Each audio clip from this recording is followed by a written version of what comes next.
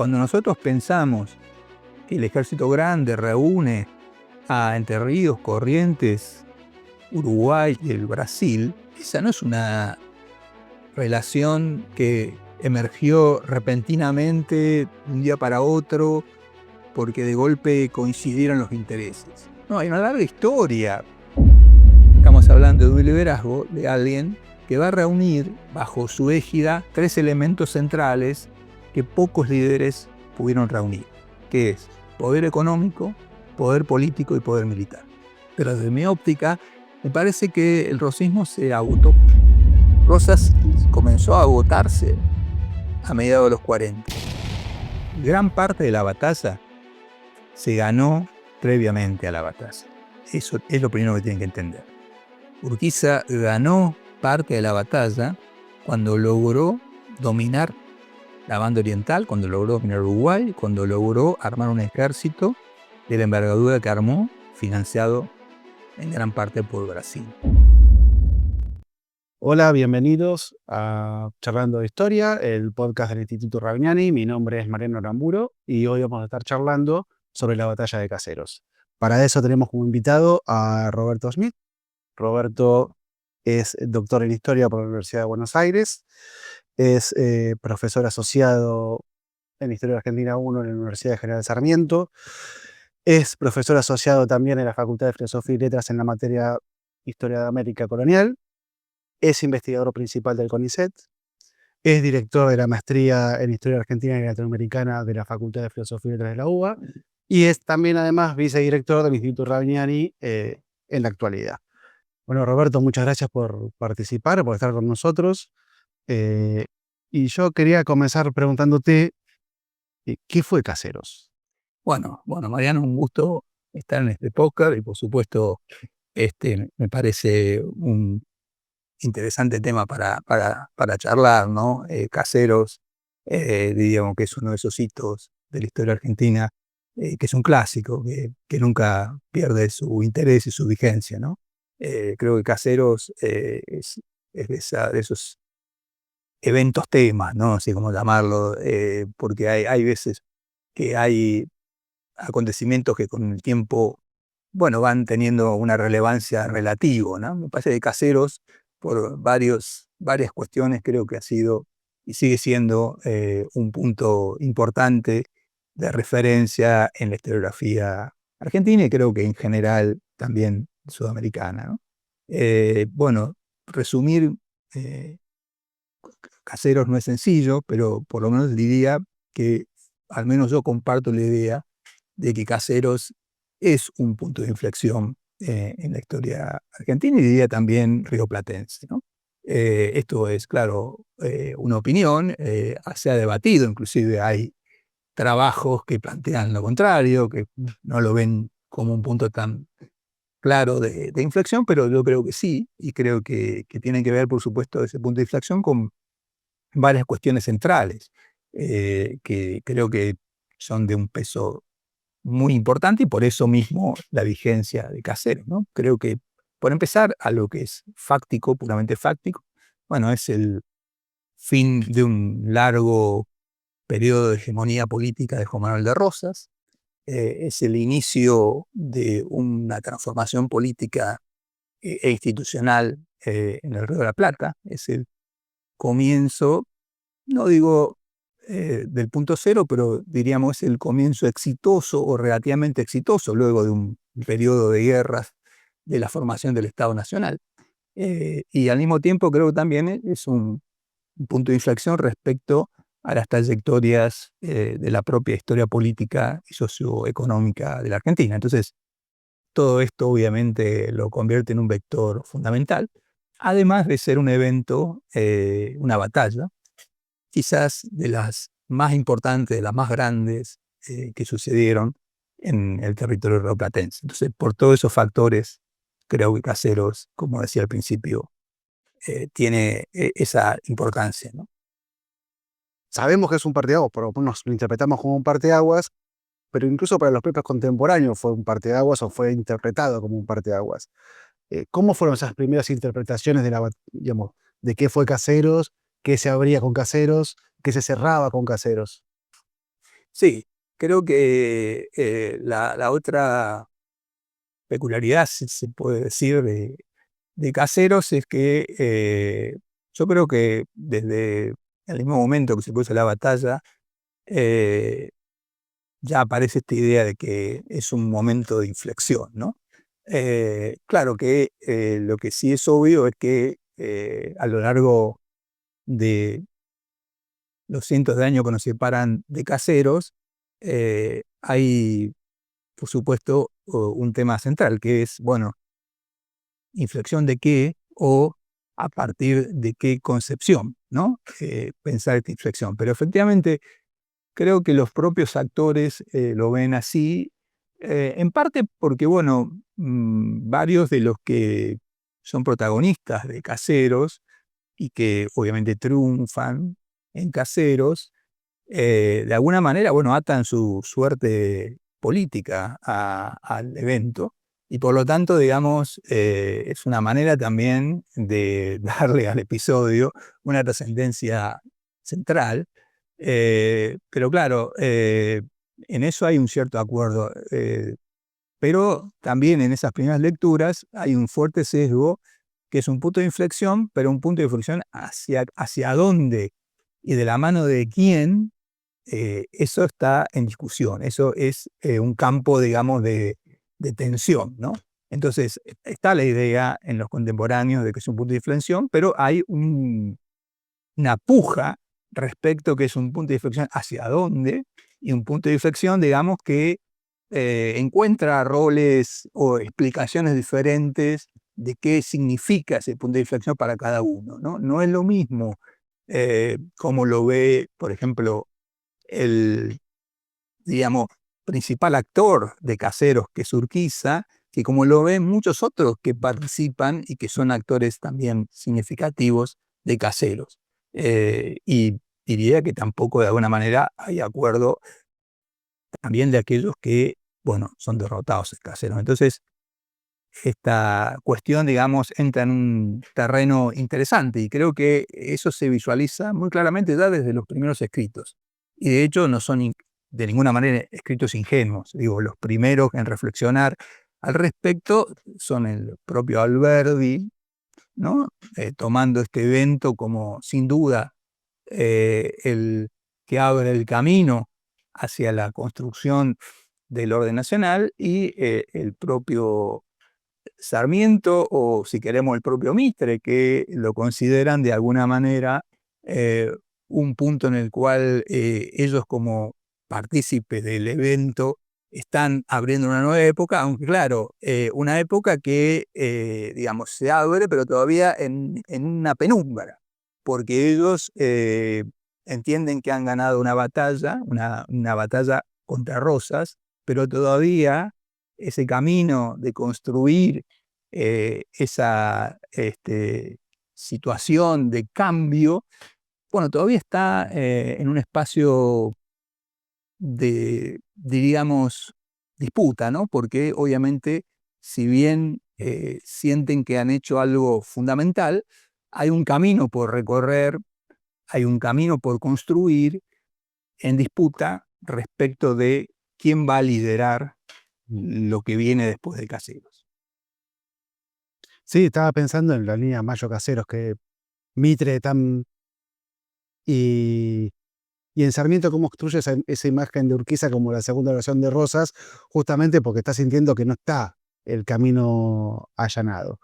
Por eso estos personajes tienen esta mirada de que se partió algo, pero quería preguntarte por cómo lo vio la historiografía a Caseros, digamos, ¿no? Sí, O por lo menos las principales tendencias historiográficas de Argentina, cómo han interpretado esta batalla de Caseros. sí, sin duda también la historiografía, digo, bueno, el propio Mitre tiene una doble función, ¿no? En este caso, ¿no? Por un lado es partícipe y un actor central de Caseros, y al mismo tiempo también es el que primero que deja, uno de los primeros que deja testimonio, y después es al mismo tiempo también el que recoge una primera lectura de la historia argentina en la cual Caseros bueno, tiene un punto de inflexión.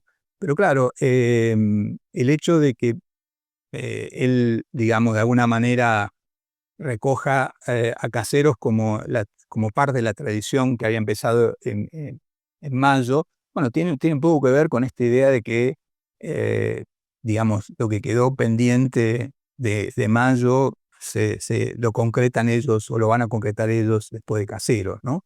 Y de alguna manera, bueno, si en el medio la concreción no se ha producido, bueno, en gran medida, me parece en el caso de Mitre está más centrado, bueno, en, digamos, Rosas, el periodo de Rosas, los obstáculos, digamos, para que esas ideas libertarias de Mayo se concretaran en la construcción de un orden republicano, ¿no?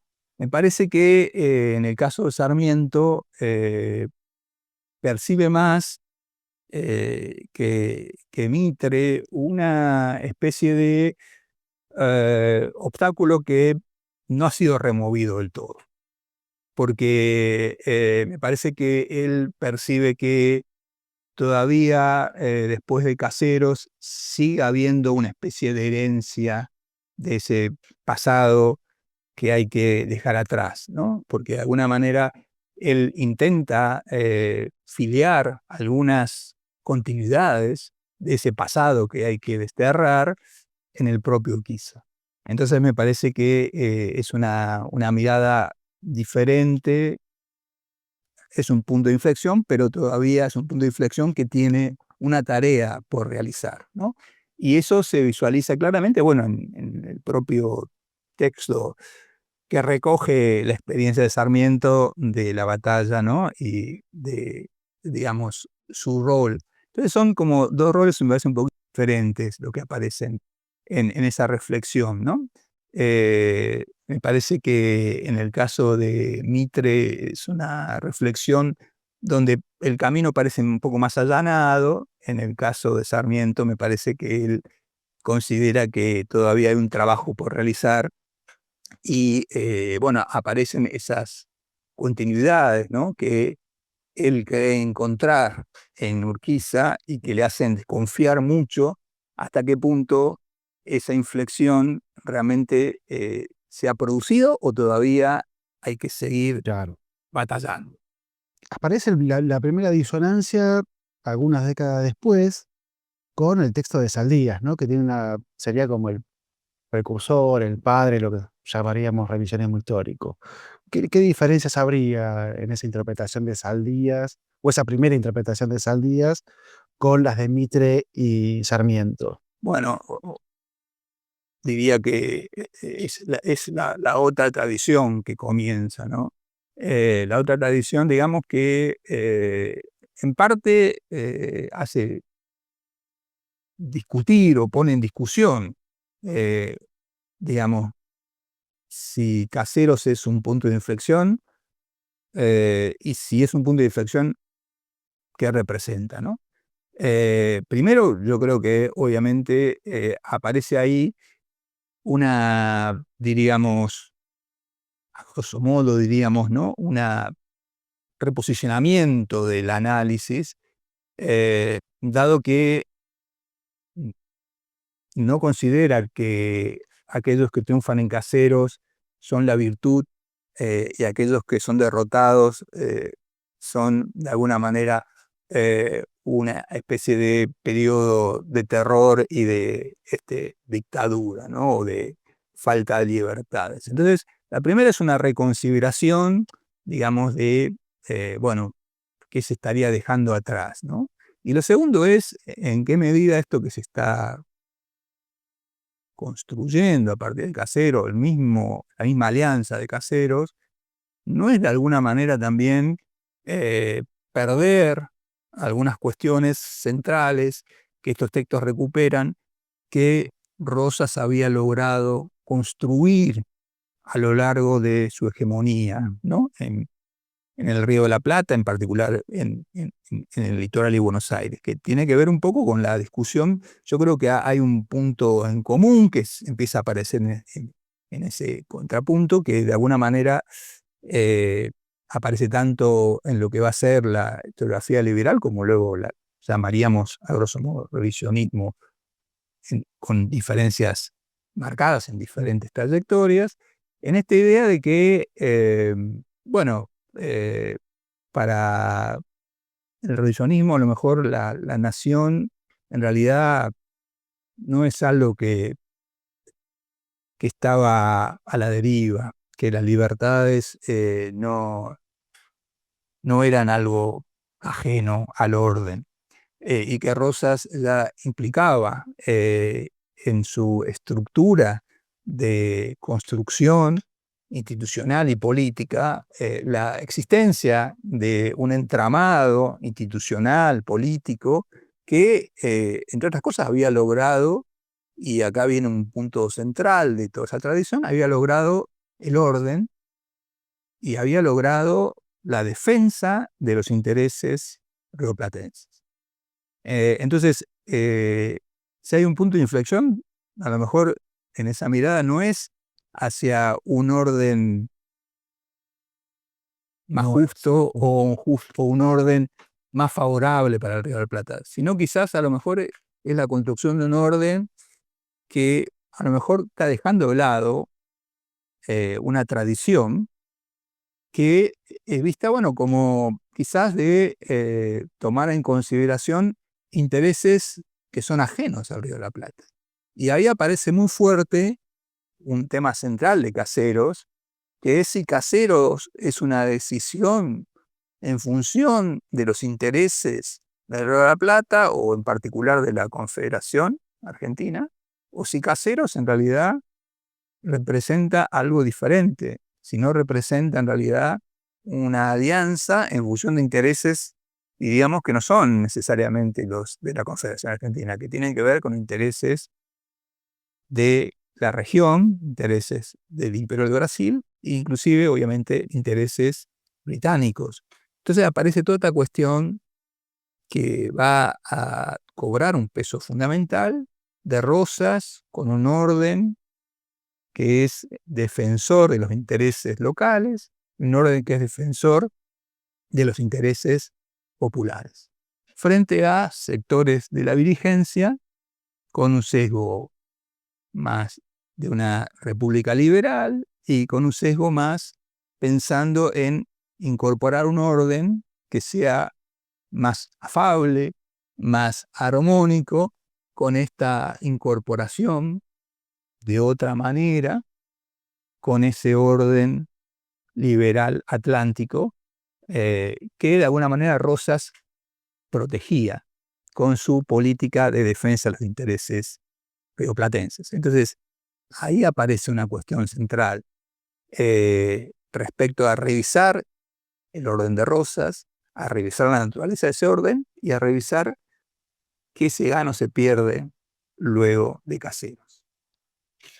Muy clara la explicación, Roberto. Y quería preguntarte, es uno de los caballos de batalla del podcast, que es exponer al gran público lo que es la historiografía profesional, sobre todo la historiografía profesional de los últimos 40 años en Argentina, que por ahí es poco conocida para el gran público. Entonces, ¿cómo se ha visto, digamos, de la historiografía profesional Caseros? ¿O cómo se ha estudiado, digamos? Recién hablábamos, ¿no? Caseros es un tópico tan trascendente y con una tan larga tradición en la historia argentina. Pero creo que hay que hacer una distinción y lo que vos marcás es fundamental. Creo que la tradición, tanto que surge después de Caseros o la tradición del principio del siglo XX del liberalismo, como la tradición del revisionismo posterior, digamos, fueron muy poderosas, más allá de afinidades o no que hayan tenido, y recorrieron los debates, no solo historiográficos, recorrieron los debates políticos de la Argentina. Fueron recuperados en esos debates políticos como un momento testigo para discutir políticas de coyuntura, para discutir la expansión argentina o el periodo todavía de bonanza del principio del siglo XX, para discutir luego la gran crisis, ¿no? Y las políticas nacionalistas y la gran crisis del orden liberal, y luego continuaron a lo largo de los años 40, 50 y 60. Pero me parece que a partir de los años 80 y 90, podríamos decir que sin perder esa impronta tan importante que tienen Caseros, aparece una historiografía que vos decías muy bien, por darle un nombre que a veces suena un poco antipático, profesional. Parece que pone una serie de elementos centrales en ese debate que a mí me parece que permiten entender Caseros de otra forma, ¿no? Y me parece que no es el único eje, pero me parece que el eje principal que yo marcaría, que la historia profesional introduce y que me parece que echa una nueva luz y una nueva forma de pensar Caseros, es terminar de entender cuál era el orden previo a Caseros y qué se pretende construir después de Caseros. Y cuando digo orden, me refiero tanto al orden estatal y político como al orden socioeconómico, ¿no? Entonces, si bien no es que la historiografía no había discutido estos temas, me parece que había un cierto supuesto común que compartía tanto la versión liberal como la versión revisionista. Y que ahora nosotros creo que tenemos mucho más claro. ¿Cuáles son esos dos ejes que yo marcaría que la historia esta profesional pone como nueva forma de mirar Caseros? La primera es distinguir y entender, todavía a lo mejor no totalmente, pero sí empezar a mostrar rasgos bastante definidos, que el orden político institucional antes de Caseros es un orden de carácter de confederación, es un orden de alianzas y es un orden abierto a permanentes, digamos, conflictos internos y permanentes alianzas cambiantes. El orden después de Caseros es un orden institucional y político que no está carente, obviamente, de dinámica, pero que es un orden regulado en torno a un punto en común que va a ser, obviamente, de discordia, pero va a ser común, que es la construcción de un orden estatal de carácter nacional centralizado y un orden político con nuevas reglas que, por supuesto, implican competir, implican reglas que van a ir cambiando, pero hay una composición que regula esa competencia. Entonces me parece que la historiografía hoy marca claramente esa dicotomía. Y me parece que esto es producto del análisis y de los avances de los estudios históricos en los últimos 40 años. Me parece que nos permite entender mejor lo previo a Casero y lo posterior a Casero. Y la segunda cuestión es esta idea que aparece también en la historiografía liberal como en la revisionista, y es que el orden socioeconómico capitalista en el Río de la Plata es como casi colonial, es decir, pareciera que esa sociedad ya está destinada a ser esa sociedad que vamos a encontrar a fin del siglo XIX. La sociedad de, digamos, la estructura agroganadera, sobre todo ganadera muy rica, y esa estructura social, ¿no?, compleja. Y, digamos, una sociedad muy articulada al mercado de producción de bienes primarios atlánticos, con un patrón de transformación económico muy ligado a esto.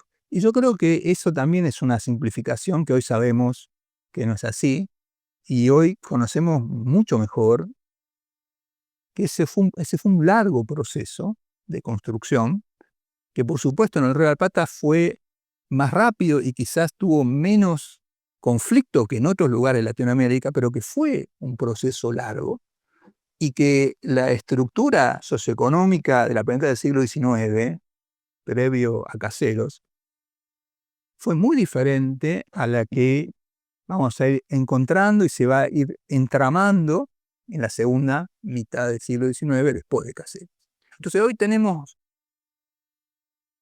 una enorme cantidad de nuevos trabajos que muestran estos dos procesos. Todavía hay muchas cosas para seguir discutiendo, pero me parece que ese entramado ya creo que nos permite pensar Caseros de otra manera.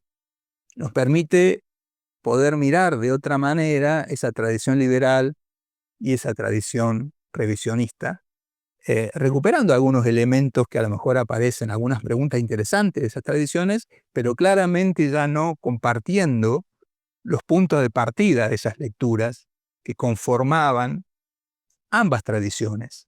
Eso es lo interesante, que ambas tradiciones compartían ese supuesto que hoy consideramos que no es un supuesto adecuado para pensar el problema.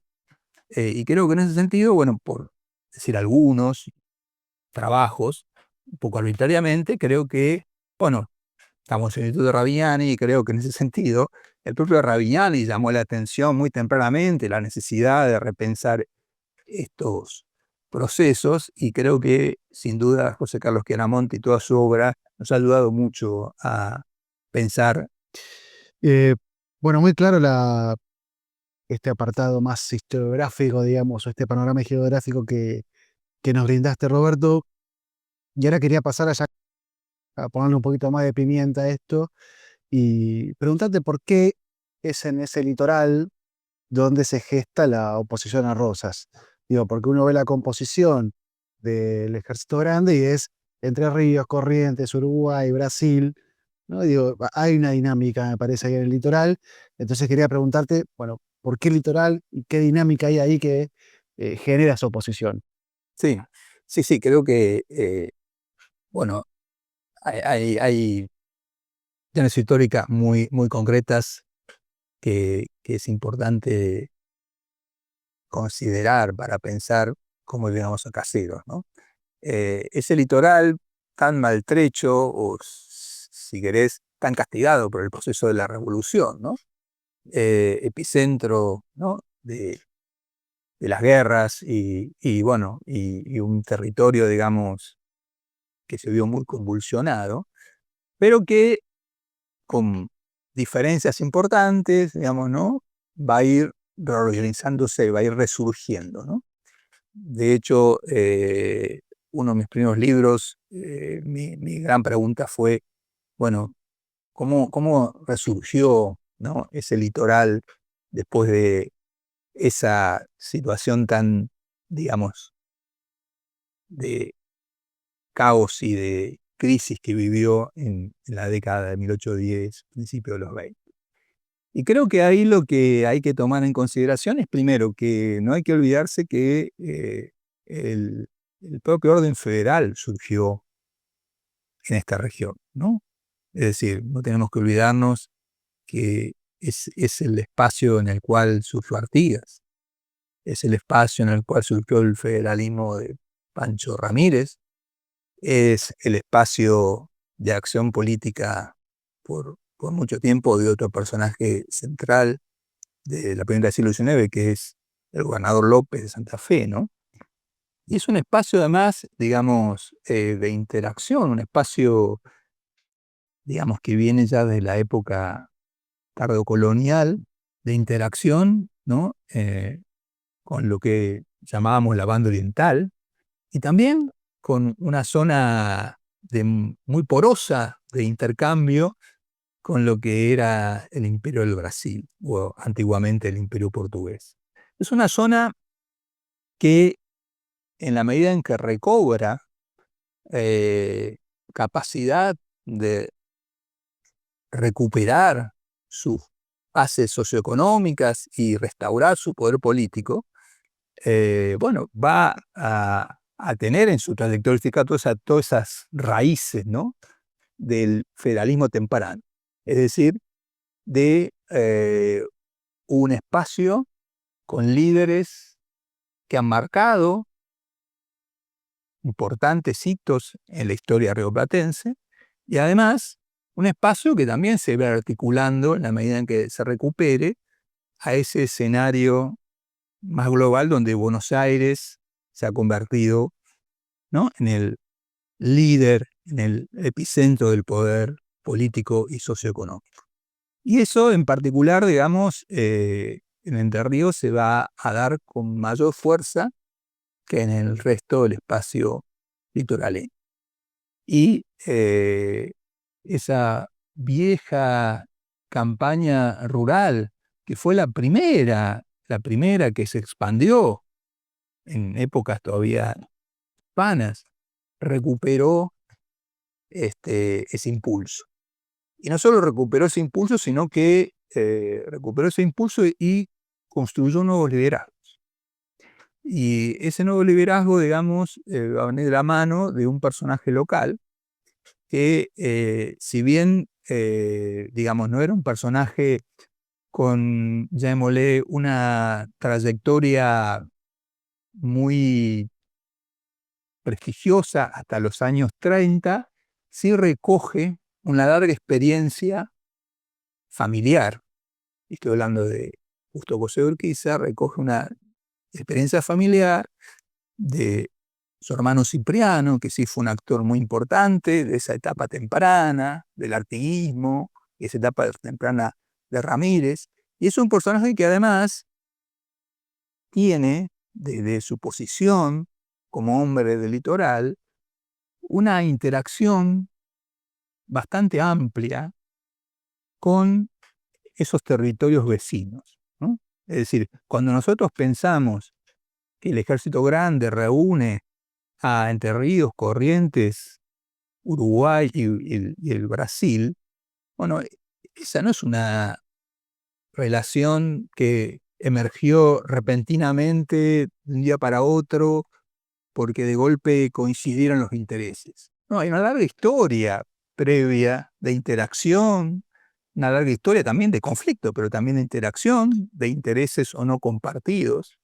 Y por lo tanto lo que va a ir pasando en el litoral es que ese litoral se va a recuperar, va a surgir un liderazgo local, en principio, a partir de los años 40, y las dos cosas unidas, es decir, poder político, poder militar y poder económico, va a permitir a Urquiza comenzar a tejer muy tempranamente, a reconfigurar sus relaciones con toda esa región.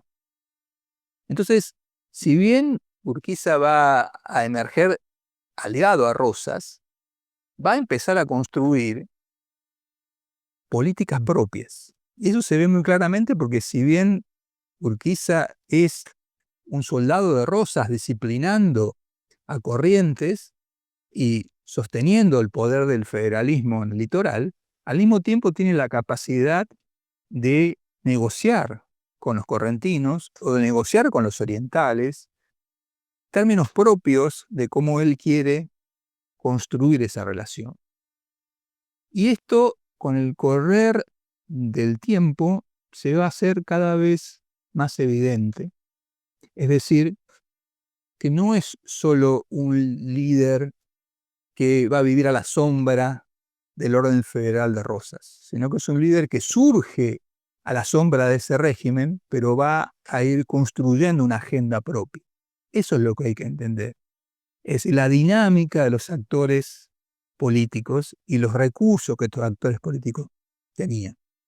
Y es entonces en esa dinámica en que se va a ir reconstituyendo esa vieja relación, siempre conflictiva, que va a terminar en una alianza, primero con Corrientes, y luego una alianza regional más amplia, que de alguna manera concluye en su momento de mayor expresión lo que va a ser la ruptura con Rosas a partir de todo el año 49, 50, 51. Por supuesto, eso se hace evidente en el 51, digamos, de manera ya taxativa a través del famoso pronunciamiento, pero es un proceso que yo diría que había empezado a mitad de los años 40. Entonces,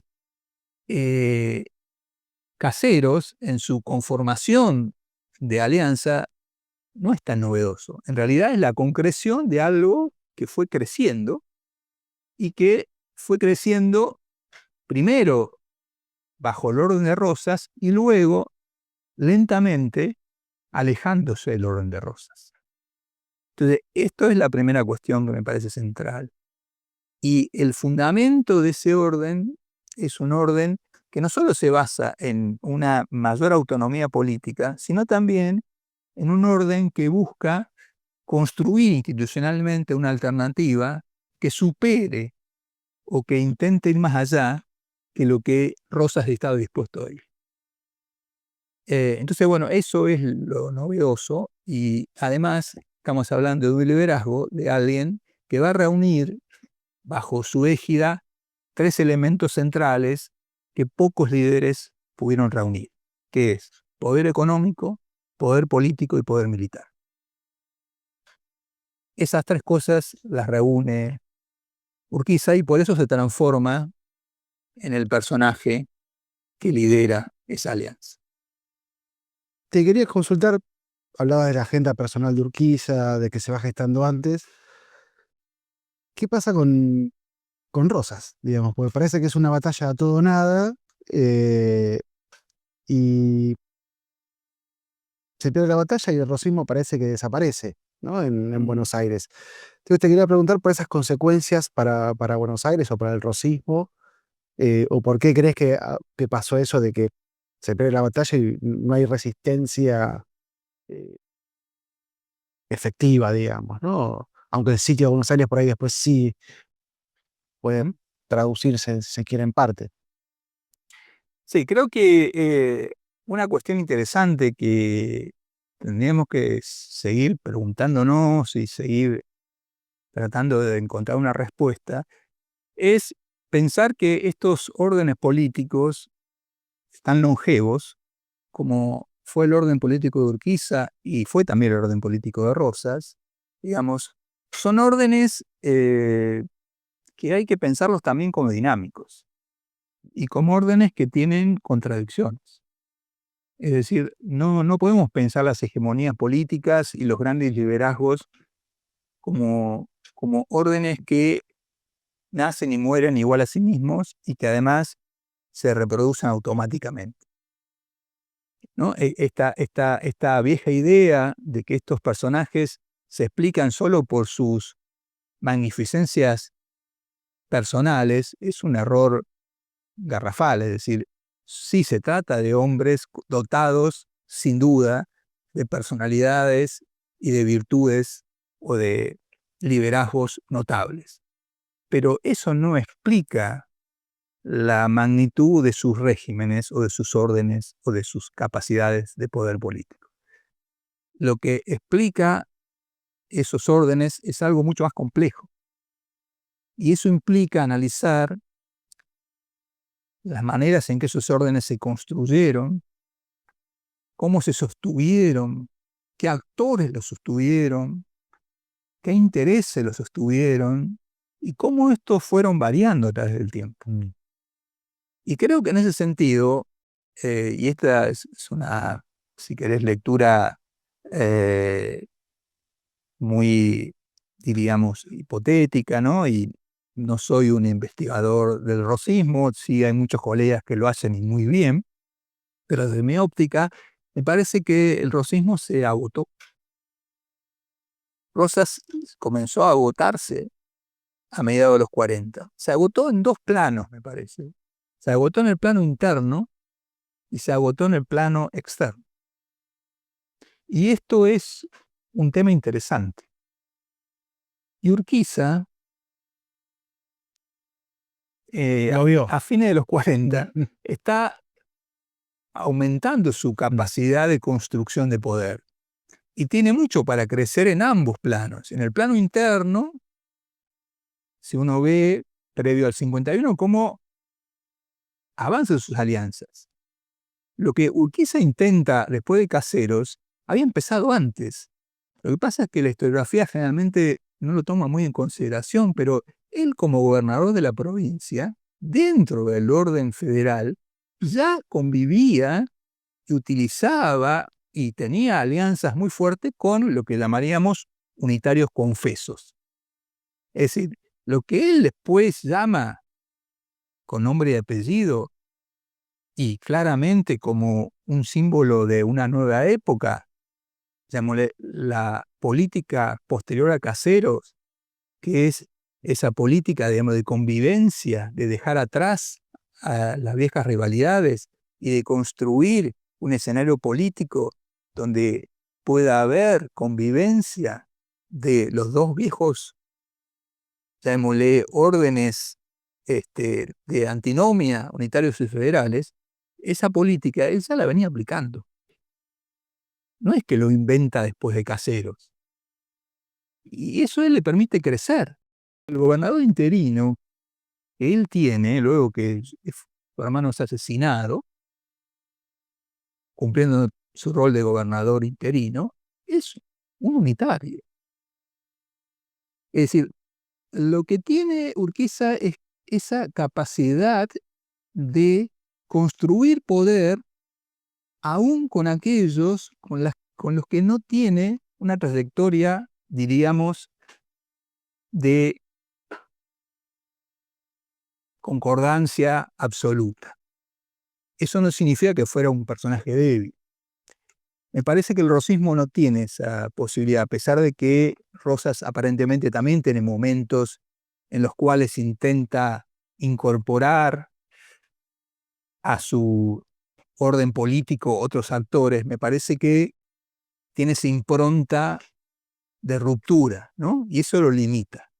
Y por otro lado, creo que también hay otro tema central, que es en qué medida el rosismo podía seguir prosperando socialmente con los enfrentamientos que fue teniendo en la década del 40, en Buenos Aires y en el interior. Entonces me parece que hay que pensar que en la década del 40 el rosismo a mí me parece que se está agotando un poco y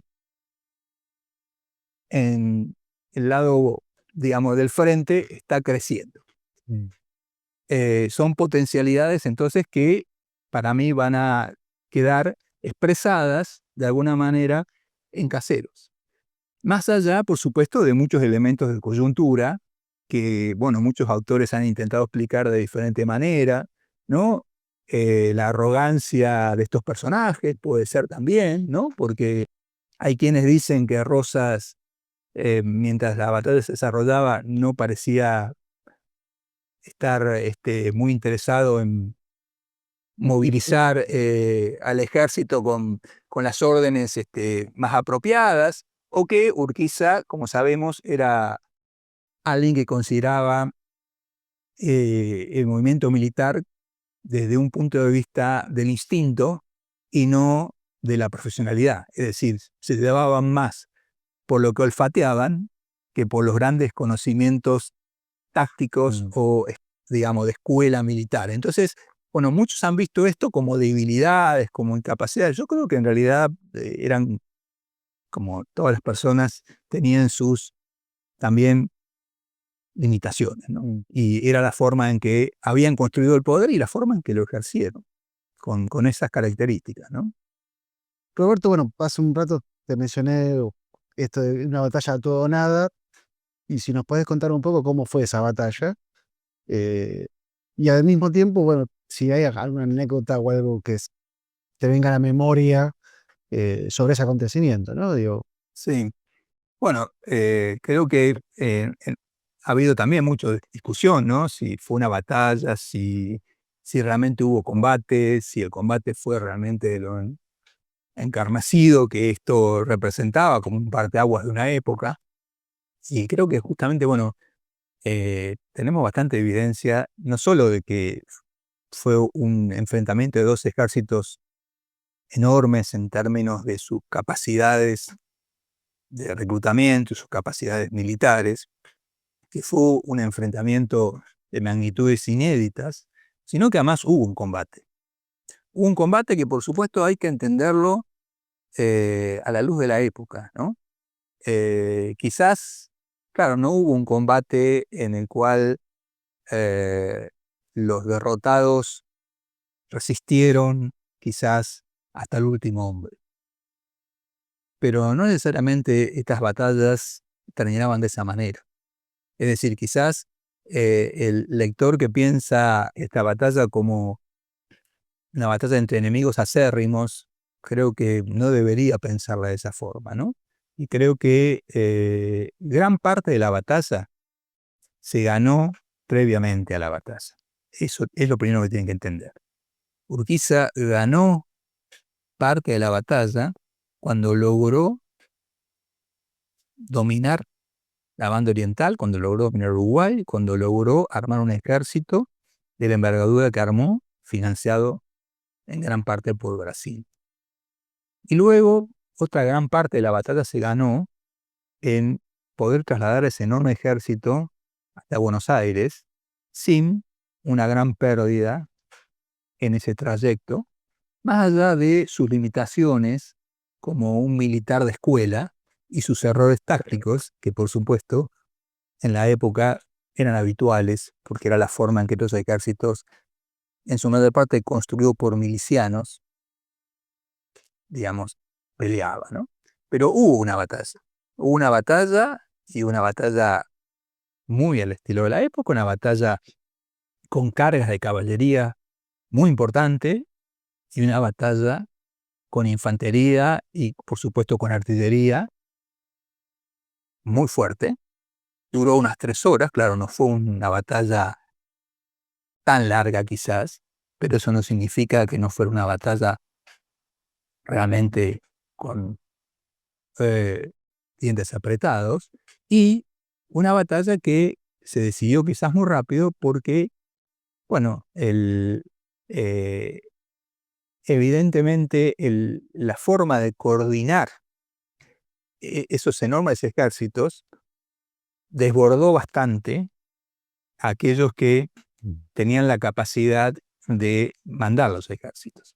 Y si algo podemos pensar es que quizás en afán de imponerse en esta batalla épica, quizás aquellos hombres tan poderosos dispusieron de tanta gente y de tantos recursos que quizás no los pudieron administrar de la mejor manera, como si lo hubieran hecho en batallas quizás un poco más acotadas, donde quizás se hubiera luchado más hasta el último hombre. Eso no significa de que no hubiese bajas importantes, quizás no en la magnitud de la cantidad de hombres reclutados, pero sí hubo un combate y sí hubo un ataque férreo de la caballería del ejército grande, una defensa férrea de la caballería rosista, lo mismo que un largo combate de artillería que terminó con la toma, obviamente, del Palomar y del Caserón de Caseros, una encarnizada lucha, que luego tuvo, bueno, un desenlace también bastante polémico a raíz de la intervención de la, sobre todo, final de lo que llamaríamos la infantería de Brasil, ¿no? Que generó también mucho resquemor porque supuestamente tomó represalias y habría, digamos, eh, hecho fuego, abierto fuego contra gente que se había rendido, y en particular el famoso caso de haber perdido la vida uno de los cirujanos médicos más renombrados de la época, que estaba al servicio de Rosas, ¿no? Entonces me parece que esto generó también toda una mística en torno a, bueno, un poco un combate que fue un poco desleal en algún sentido, pero creo que no son las típicas consecuencias no deseadas de estos combates en las etapas ya de ejércitos en desbande, ¿no? Pero creo que fue un combate significativo, y lo que quizás queda por explicar o por entender mejor, dudo que podamos tener más datos al respecto, es, bueno, por qué Rosas se retiró y por qué no pudo coordinar mejor el uso de los recursos que disponía. Los testimonios de época marcan momentos en los cuales las oportunidades del ejército rosista se dieron, y de hecho hubo momentos de zozobra para algunos de los ataques de la caballería del ejército grande, Pero bueno, más allá de eso, evidentemente la superioridad del ejército grande fue decisiva y terminó con un desbande global del ejército de Rosas. Entonces creo que no debemos perder de vista que fue un combate que se desarrolló, que si bien tuvo la ventaja de que Rosas no pudo quizás utilizar todas las herramientas que tenía a su disposición, y que Urquiza había ganado mucho con las alianzas que había podido encolumnar y con su marcha hasta la Cañada de Morón sin dificultades. Claro, no hay combate previo. Claro, O intentos de claro, en escaramuza. todo caso lo que uno se puede preguntar no es si hubo o no combate, sino, bueno, ¿por qué esa táctica defensiva de Rosas? Eso sí es una buena pregunta y una pregunta que no tenemos respuesta, o quizás, digamos, ¿por qué no hubo una resistencia hasta el último hombre? Pero vuelvo a lo mismo que comentaba hace un rato. Creo que de alguna manera también para Rosas se ha hecho evidente que su poder eh, era más limitado quizás que el que él mismo hubiese estimado quizás previamente. Sobre todo pensando de que si bien tenía un ejército importante, bueno, las alianzas quizá a nivel de la Confederación eran pocas, pero su poder de fuego en el ejército grande era significativo. Entonces, eh, quizás haya que pensar, digamos, que en el campo de batalla debe haber sentido que no había forma de recuperar la batalla y triunfar, ¿no? Y alguna anécdota que te acuerdes vos de. Sí, a mí me parece que hay dos cosas que me gustaría. O que nos puedas contar. Sí, sí, sí, que me parece que a nivel, digo, primero creo que hay que pensar que, digamos, muchas veces se ha visto a Rosas o se ha visto al propio Urquiza como personajes poderosos, pero que de alguna manera, bueno, tenían un poder muy construido a la luz de lo que sería sus capacidades de manejo del personalismo y su manejo de herramientas más vinculadas a lo que podemos llamar elementos eh, de relacionamiento y no tanto institucionales, ¿no? Y yo creo que es una mirada equivocada. Creo que en todo caso lo que hay que tratar de entender, y de ahí la anécdota, es cómo veían ellos o qué entendían ellos por, digamos, lo que podemos llamar instituciones o funciones, ¿no? En ese orden que ellos manejaban, ¿no?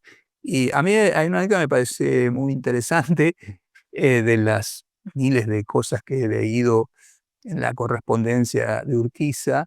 Hay una que siempre me llamó la atención, que es una larga saga de cartas que Urquiza se intercambia con uno de sus hijos, ¿no? Urquiza tuvo, sabemos, muchos hijos, pero varios de ellos tuvieron destacada actuación.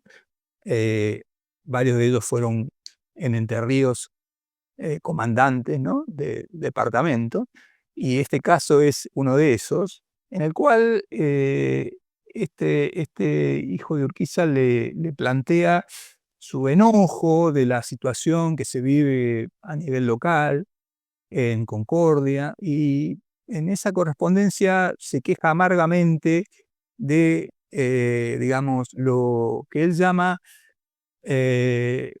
los inútiles y mediocres roles que tienen los comandantes y que tienen los funcionarios a cargo de el poder político en el mundo rural de Entre Ríos, ¿no?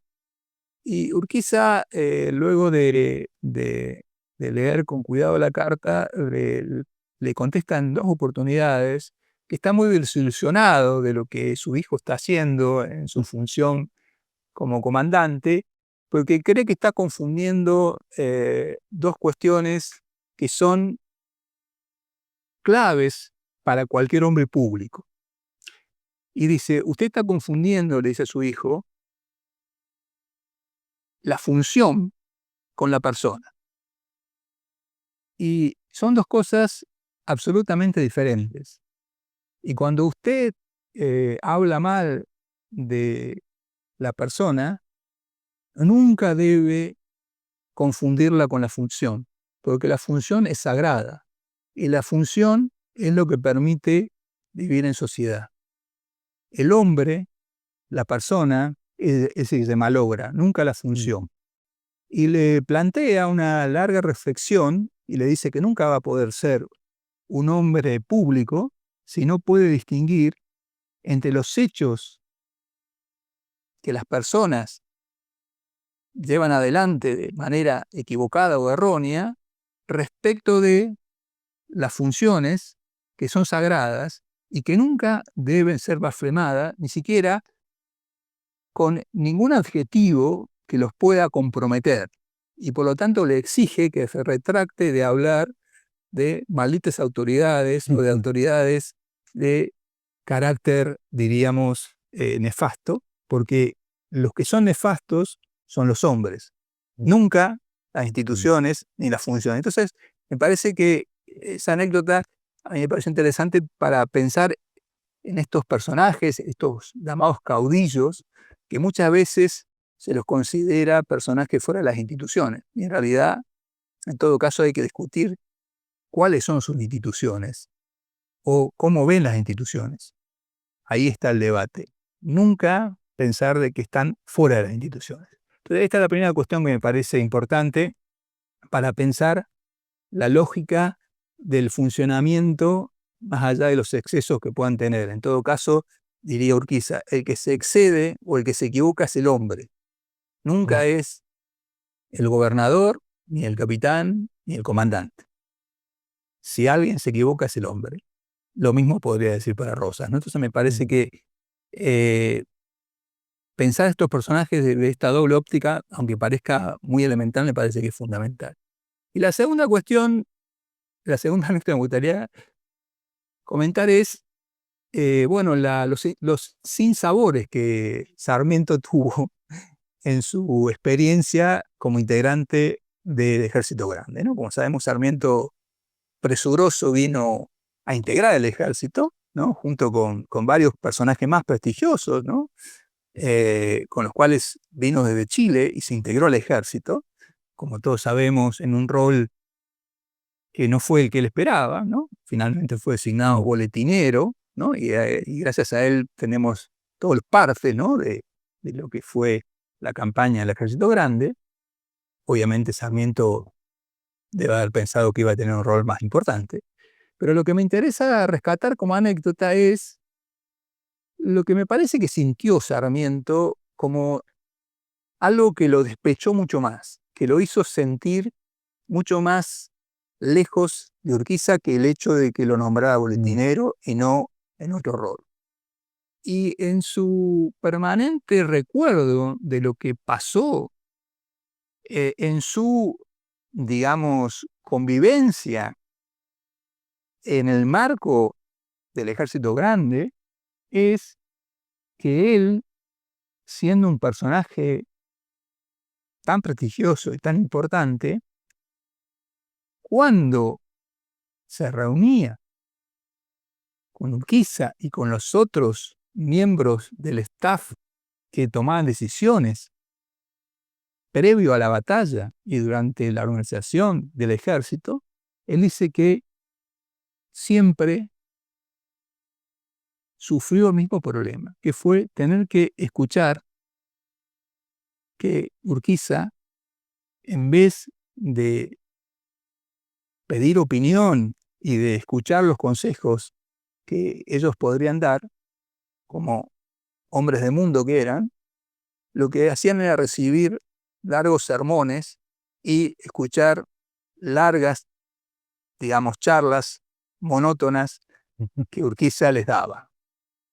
Y quizás Sarmiento sufrió más en su ego y en su situación de ser un subordinado de Urquiza respecto de sentirse un personaje de segundo rango que no podía o que no era escuchado en su opinión, a lo que se le sumaba el hecho de verlo usando culturalmente modos muy similares a los que el propio Rosas ejercía como líder en Buenos Aires. Entonces, me parece que hablando de lo que es el sentido común de la época, más allá de lo que es obvio, de la diferencia de opinión política, de la diferencia de cómo ver el nuevo orden a construir, más allá de las diferencias conceptuales y doctrinarias que Sarmiento tenía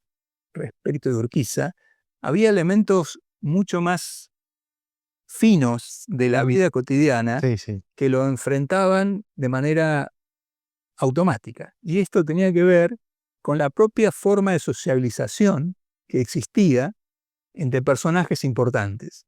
Y Sarmiento consideraba que indudablemente Urquiza era un nuevo Rosas, porque era alguien que no ofrecía la palabra y que solo hablaba y hablaba y hablaba sin considerar quién estaba enfrente y lo que podía aportar este otro que estaba involucrado supuestamente en ese intercambio, ¿no? Entonces, esa sensación de exclusión de la opinión me parece que es evidente en el nivel más cotidiano de la diferencia, de la distancia que había entre estos dos personajes, por lo menos en el marco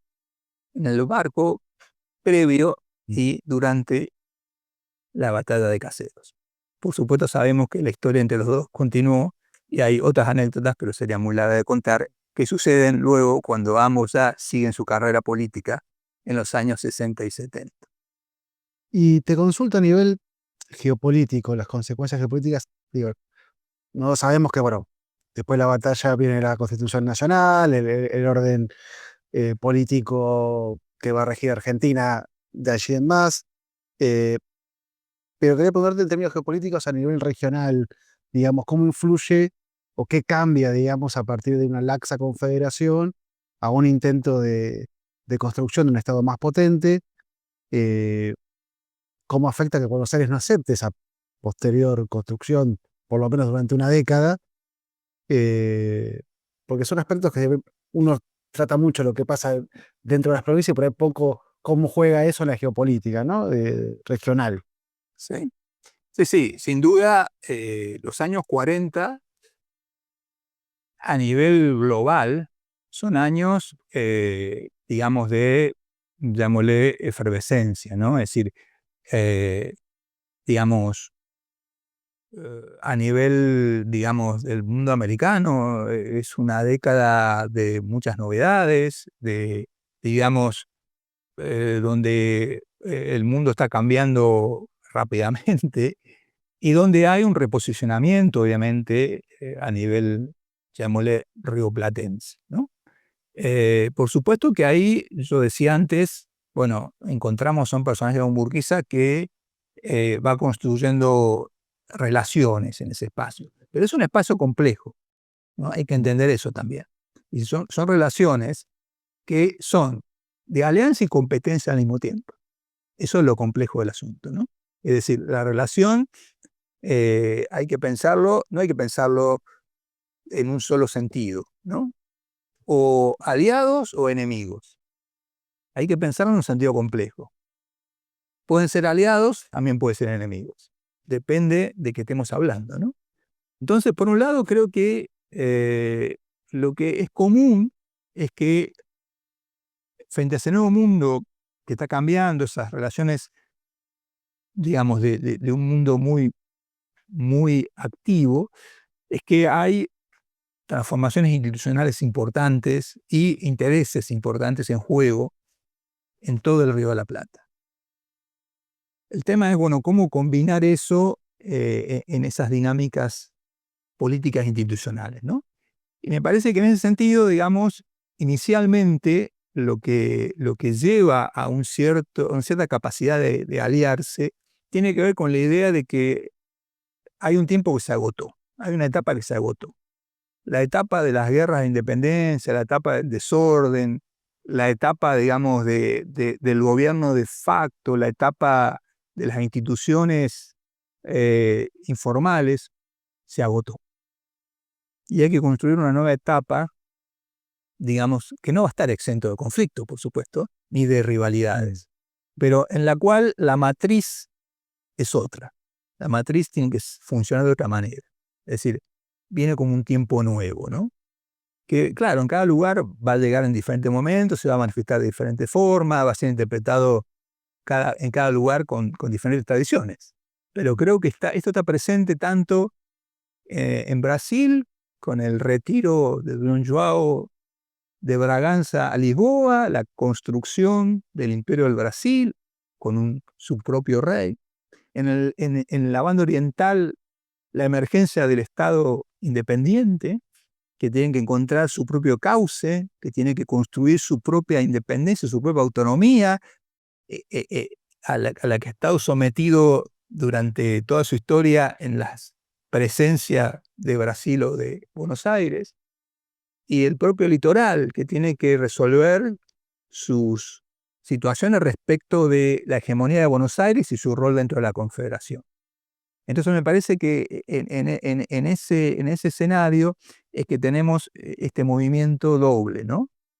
Primero de buscar ese nuevo orden, digamos, de regulación, y luego ver en ese nuevo orden cuál es el equilibrio posible. Entonces eso hace entendible que puede haber un acuerdo con Brasil al mismo tiempo que hay competencia. Puede haber un acuerdo con la banda oriental al mismo tiempo que hay competencia. Porque la idea es construir un orden menos costoso, un orden más armónico, y después, en todo caso, dirimir de otra forma los conflictos, ¿no? Y creo que esto lo vamos a ver desde los años 40 hasta prácticamente los años 60, ¿no? Como un proceso de reajuste, como decía, va a tener en diferentes momentos, diferentes formas, y en cada lugar sus propias características.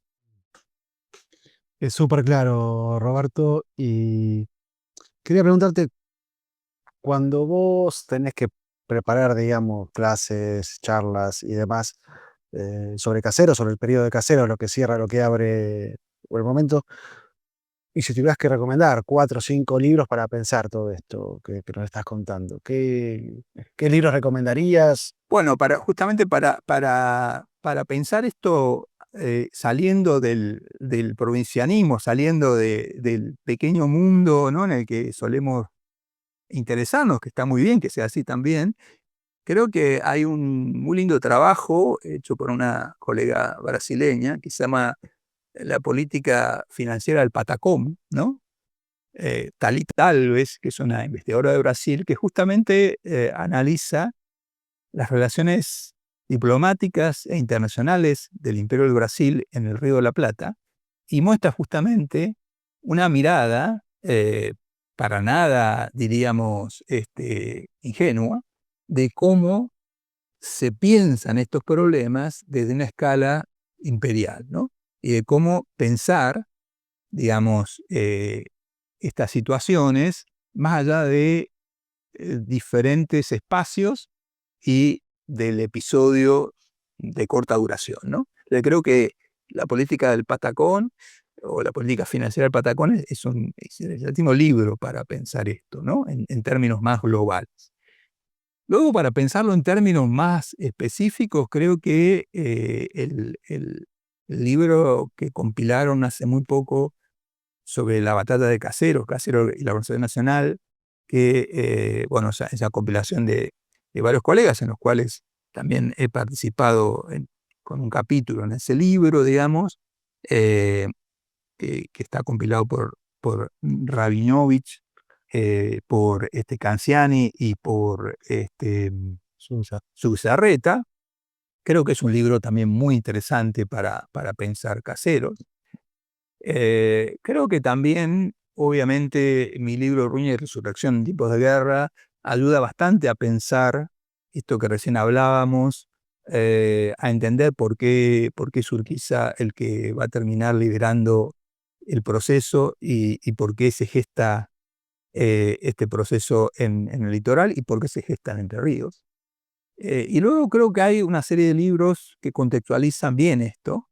Obviamente el libro de Juan Carlos Garavaglia sobre la formación del Estado Nacional desde el punto de vista fiscal y del punto de vista comercial, me parece que ayuda a entender bastante los problemas previos a Caseros, los problemas que persisten después de Caseros, ¿no?